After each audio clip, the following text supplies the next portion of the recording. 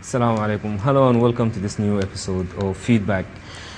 Today we are going to like to spotlight the ongoing events that are unfolding in Egypt, the demonstrations calling for the outset of President Hosni Mubarak, who has reigned in office for more than 30 years. These demonstrations, which were organized initially on Facebook and other social networking sites, until it gained momentum and led to the first peaceful demonstrations, which after that escalated until the ongoing events that we are witnessing today. To shed light on this issue and perhaps spotlight a couple of its main features, I have the pleasure to have with me today in the studio our resident guest, Mr. MEKKI ELMOGRABI, the analyst and political journalist. Mr. MEKKI, first of all, just give us your take on this revolution. I think it's a true revolution. It's going to change the equation in Middle East and all Islamic and Arabic countries. This revolution witnessed the existence of a new factor, Facebook and youth demonstrations and the ambitions of the new generation. And the popular will proves that it cannot be changed by political manipulation and political propaganda. You can't change popular will in Arab and Muslim streets. This is a new factor, and I think all governments is going to consider this. Like you said, it's a new factor. I mean, for example, Hosni Mubarak has been in power for, like I said before, 30 years and so. Bin Ali was also in power for more than 20 years. We have these leaders, they have stayed in power for so long that they're supposed to be stabilized completely right now. So where did this reform come from? Yeah, what triggered this movement? Okay, it's better to divide Arab countries or third world countries into two categories. The first category is the place that the state is stronger than the community. And in other states or other countries in which the community is stronger than the state. In Tunisia and Egypt, the state is stronger than the community.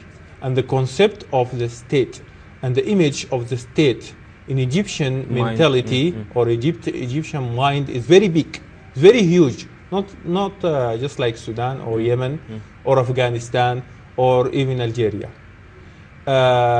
In these places, the concept of community, of tribes, of sectors, okay, of regions is bigger than the state. So the Egyptian and Tunisian case is not going to apply it on all of countries. Just the country in which the state is stronger than the community, just like Syria. The state, the concept of the state is ingrained into the people, actually. Yes.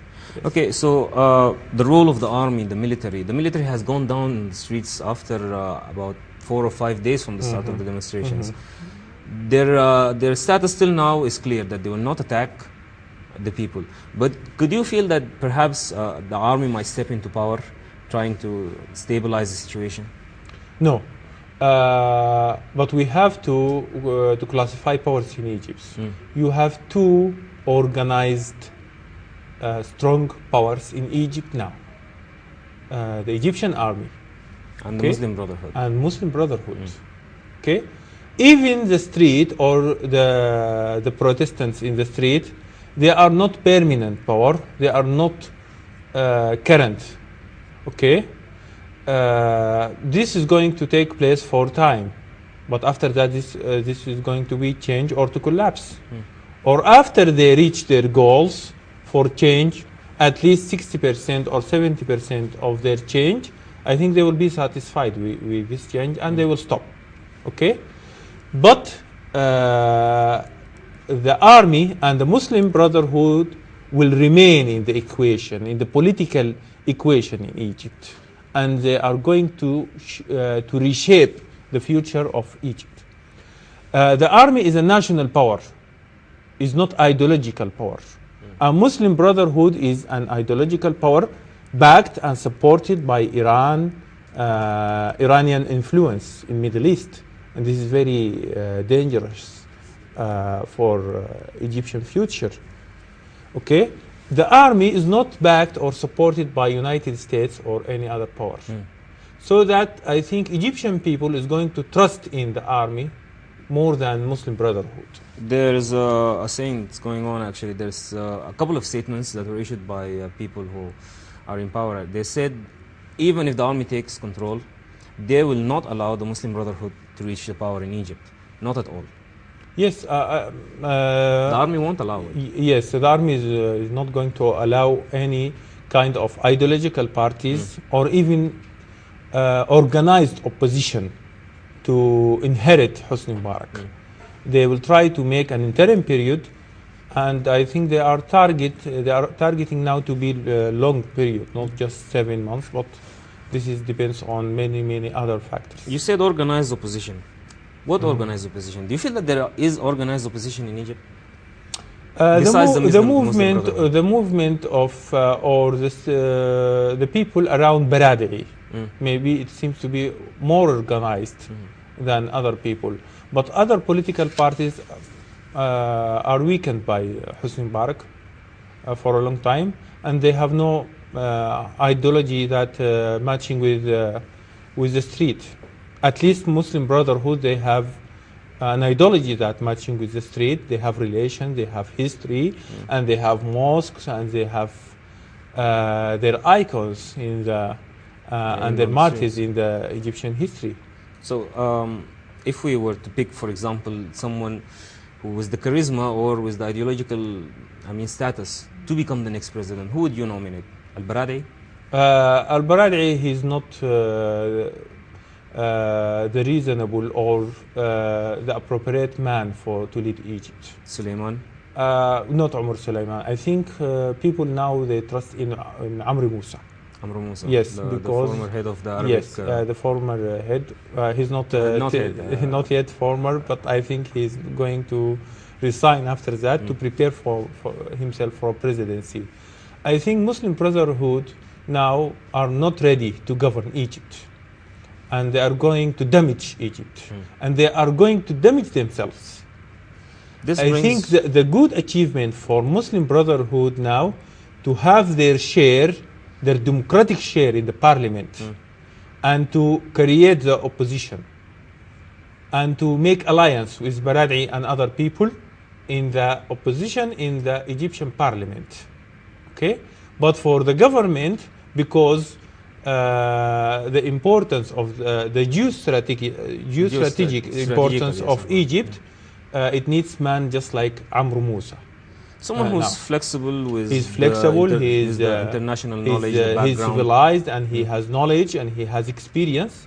I think he is a appropriate man for Egypt now. Another factor that's playing right now is the United States, but we'll come to United States later. I want to ask right now about Israel. Israel has a very big concern in this issue, and they're watching the movement closely, as they have announced a couple of times. What is Israel afraid of? Israel is afraid of the new government. They expect that it will be dominated by Muslim Brotherhood, or at least they are afraid of the true will of Egyptian people. Because if Muslim Brotherhood are enemies of Israel, also Egyptian people are enemies of Israel. That's true. Yes. The reason I'm asking this also because Hosni Mubarak was always considered to be pro-American policy. He has backed up Israel's plans a couple of times. The Gaza tunnels and so on. So if this important factor in the American policy falls and another contingency comes into place, that is the Islamic Brotherhood, do you think there could be a possibility of war between Israel and Egypt? If the new government is pro-Iranian government, for sure there is a probability of war. But I think the United States is going to speed up the solution of the two states in Palestine. So Palestinian people are very lucky because they will gain many positive things from this change in Egypt. United States is going to be more